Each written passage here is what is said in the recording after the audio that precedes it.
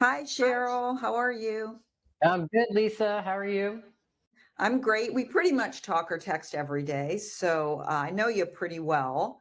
But some of the people out there don't know you. So can you tell me just a little bit about Ooh, you, who you are, what you do, what you like to do? that could take up the whole segment. Oh, you've done a lot of stuff. I have. I guess the short version is, um, I was a teacher for 25 years, and then a school administrator for 10, working with inner city youth and children with behavior challenges. And then during the tail end of that, I journeyed into the animal world because I got a German Shepherd puppy that had some issues, and kind of evolved into where I am today. I mean, sounds short and sweet. I've worn a lot of hats in the chapters that I've finished so far in my life, and creating new chapters. So it's all good. Personally, I'm interested in women helping women.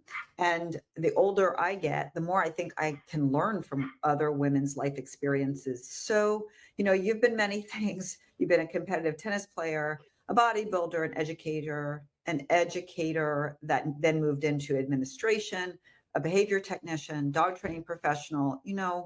What advice can you give to other women who might be thinking of trying something new? Because that can be really scary.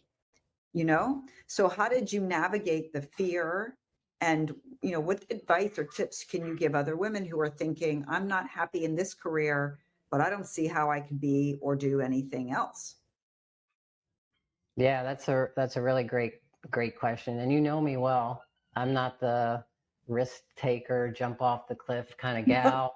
I'm the over I'm the over analyzer to the nth degree. And the fact that I was like 35 years into my career. Like I'm on coast mode into Yeah. like mid 50s. We're coasting. I'm making 80, $90,000 a year.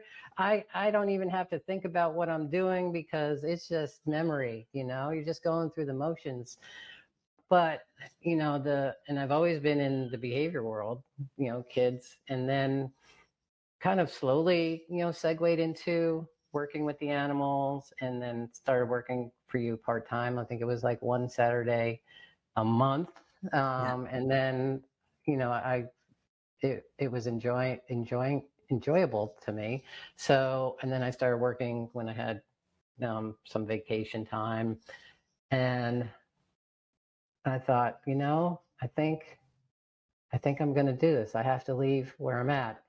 And the day I signed the papers to leave the school district, my heart was racing.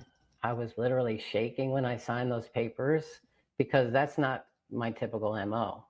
So I was taking a big leap of faith towards the end of my career, heading into retirement, whatever that is. Haven't quite gotten that figured out yet. So it's scary, but the outcome was and can be so amazing, right?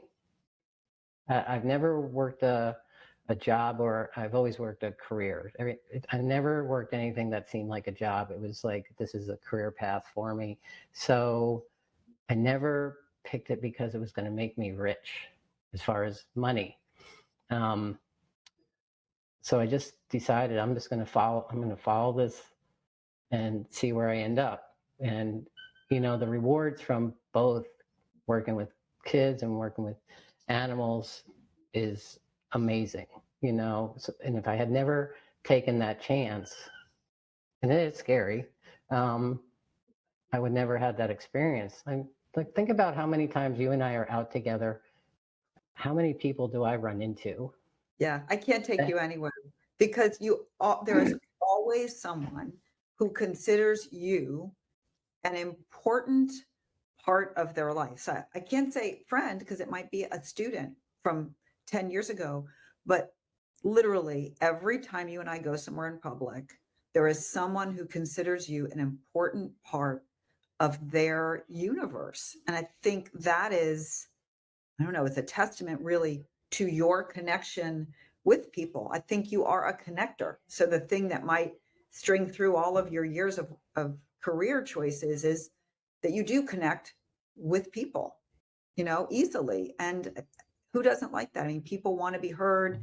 They want to talk to someone who they think gets them, So I think what you've done, I think, is really brave. But what I'm taking away is sometimes being brave doesn't mean jumping off the cliff, which is my way.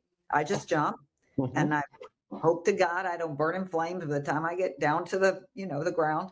But you are more cautious, but you still got to the same end. So there's all kinds of ways I think that I'm taking away. There's all kinds of ways for women to get to the same end of doing what you really enjoy. And also, I think the transformation part of what I saw when you left the district was putting yourself first. Is that was the beginning of your evolution of I am as important as anybody I connect with. I'm as important as anyone that I serve because I think your life has been service to others. So that's also an evolution for women. How do you still serve?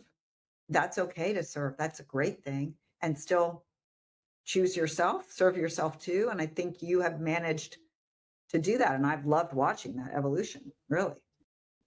Yeah, I mean, and it was scary for me. I remember my principal saying when I left, she goes, "Wow, you left on your own terms.